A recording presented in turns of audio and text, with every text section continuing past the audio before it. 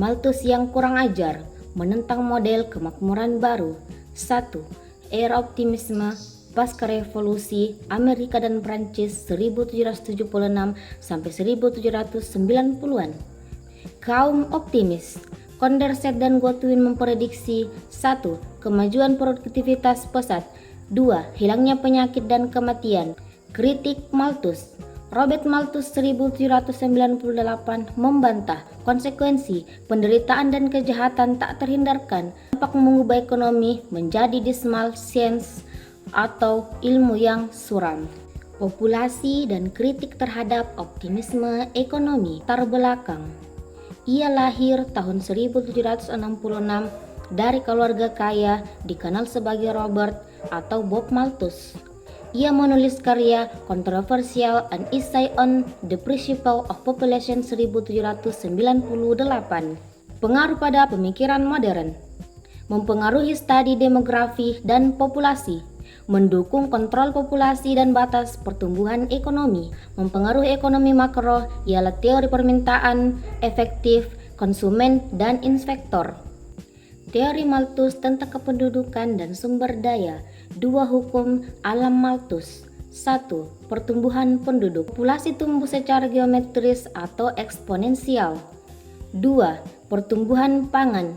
Produksi pangan hanya tumbuh secara aritmetika atau linear.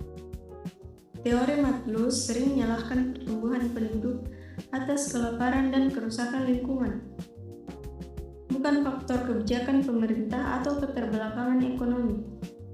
Pada tahun 1968 oleh Garrett Hardin melalui esai The Tragedy of the Commons yang menjelaskan kecenderungan eksploitasi berlebihan sumber daya milik publik.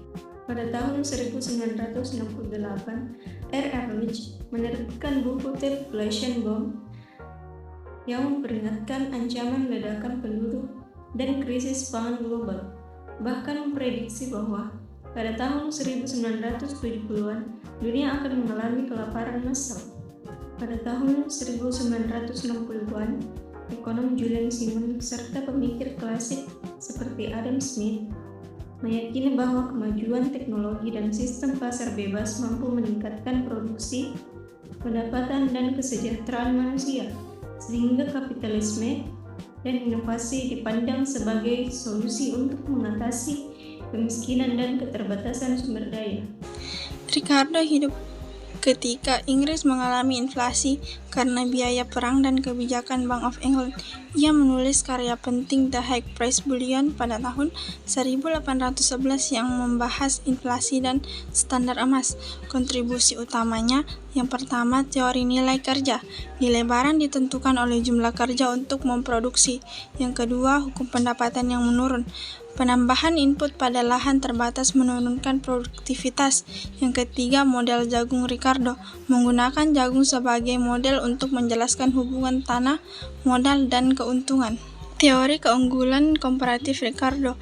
Ricardo mengembangkan teori keunggulan komparatif yang menentang proteksionisme.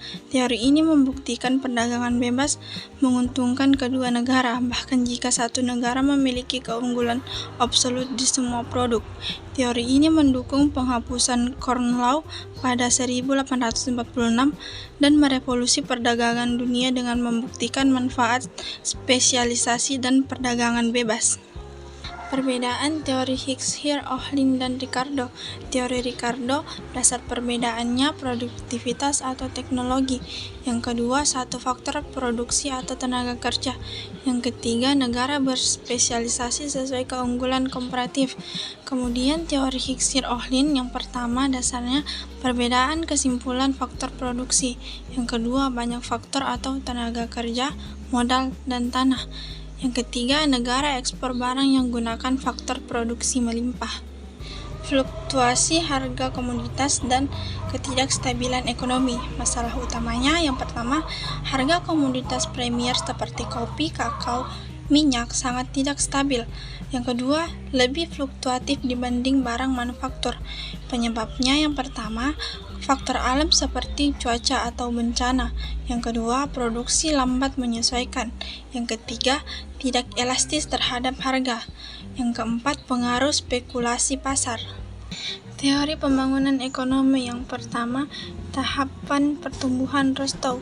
Ada 5 tahap pembangunan. Yang pertama, ekonomi agraris, yang kedua infrastruktur mulai dibangun, yang ketiga industrialisasi cepat, yang keempat ekonomi modern, yang kelima kemakmuran tinggi, yang kedua model Harold Domar.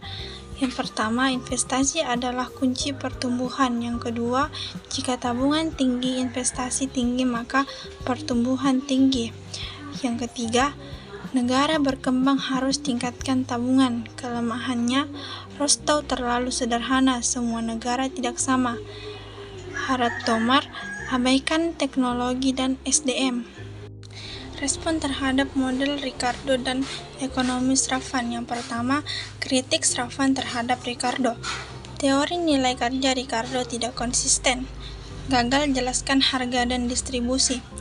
Perlu pendekatan baru. Yang kedua, konsep Sravan. Barang diproduksi menggunakan barang lain. Fokus pada hubungan teknis produksi. Tidak bergantung pada teori nilai kerja atau utilitas marginal. Upah dan profit ditentukan oleh kondisi produksi dan konflik kelas, bukan oleh produksi marginal.